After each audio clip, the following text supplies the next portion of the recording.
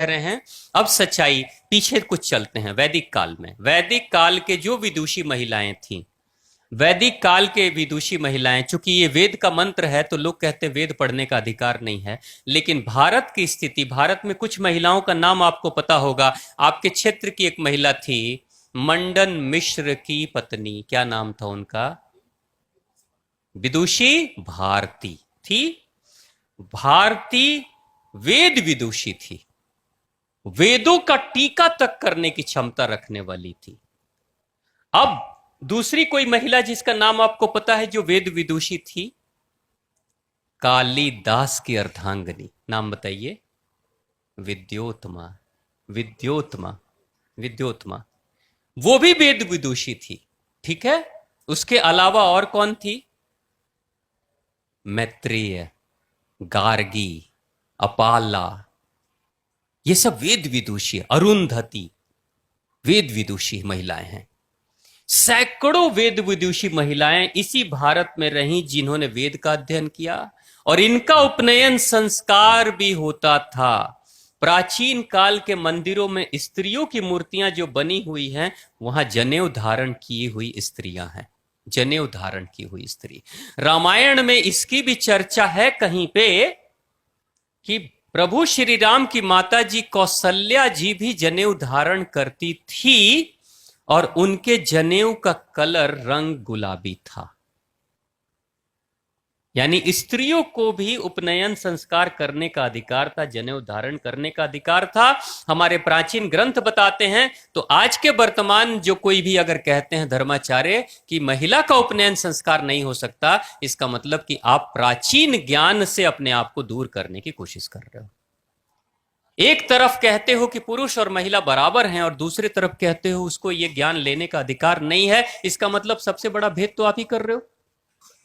और दूसरी सबसे बड़ी बात, जनेऊ सिर्फ कर्म कांड के लिए नहीं पहना जाता है। जनेऊ जब दीर्घ शंका, लघु शंका के समय कान में लपेटा जाता है तो मस्तिष्क का एक रस निकलता है जो लघु शंका के माध्यम से शरीर से बाहर निकल सकता है। उसी रस को रोकने के लिए कान को दबा दिया जाता है, कान के नसों को दबा दिया जाता है, इसलिए जनेऊ संस्कार किया जाता है। वो एक वैज्ञानिक शरीर के कल्याण, मस्तिष्क के कल्याण के लिए है, वो सिर्फ एक धागा नहीं है, बहुत गहरा रहस्य है। तो जनेऊ संस्कार प्रत्येक व्यक्ति का होना चाहिए, प्रत्येक स्त्री और प्रत्येक पुरुष का। जब प्राचीन भारत में हो रहा था तो आज क्यों नहीं हो सकता?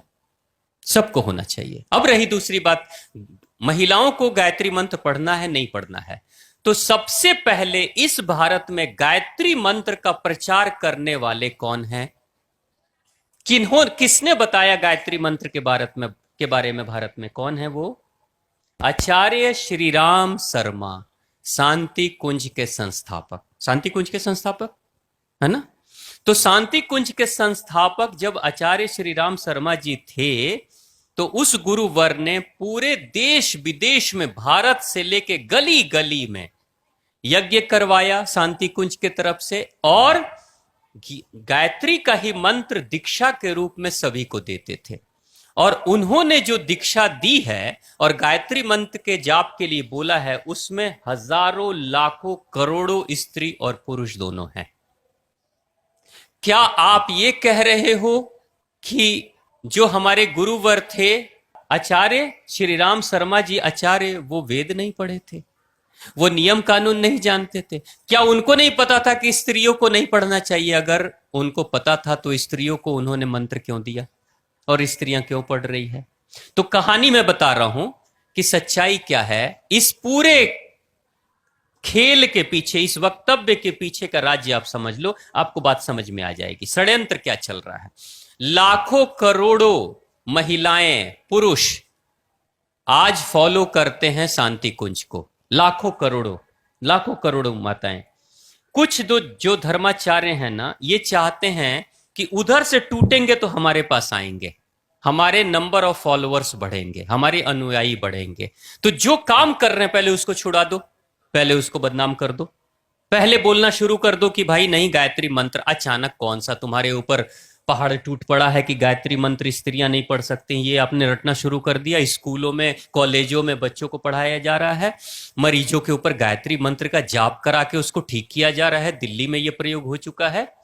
हाँ, जिस नियम कानून के, कठिन नियम कानून के कारण से लोग धीरे धीरे सनातन धर्म, हिंदू धर्म को तोड़ रहे हैं, छोड़ रहे हैं, और दूसरे धर्म के लोग, पंथ के लोग भारतीय हिंदुओं को अपने पंथ में मिला रहे हैं, उसी तरीके से भ्रम फिर से पैदा कर रहे हो। तो यहां कहानी गायत्री मंत्र की नहीं है, यहां है कि गायत्री मंत्र जैसे स्त्रियां छोड़ेंगी तो उसके बाद स्त्री कहेंगी अब बताओ किसका करें। तो अपने अपने जो अनुयायी बनाने के, जो भेड़ चाल रखने के लोग हैं ना, ये कहेंगे अब मेरे पास आओ, मैं तुम्हें बताता हूं। यानी कि अभी के धर्माचार्य क्या कर रहे हैं, ये समाज के किसी बड़े युग पुरुष के काम को धोने की कोशिश कर रहे हैं। यानी आचार्य शर्मा जी ने जो लाखों करोड़ों का जो अभियान तैयार किया पूरे विश्व भर में, उस गायत्री पीठ के कार्य को धूमिल करना चाहते हैं। तो याद रखिएगा, आज आप किसी युग पुरुष के कार्य को धूमिल करने की कोशिश कर रहे हो, कल आपके कार्य को भी कोई दूसरा आएगा धूमिल करके चला जाएगा, है ना। तो कहीं कोई भेद नहीं है, बिल्कुल पढ़िए, खूब जम के पढ़िए, स्त्रियों को पढ़ने का पूरा अधिकार है, कोई दिक्कत नहीं।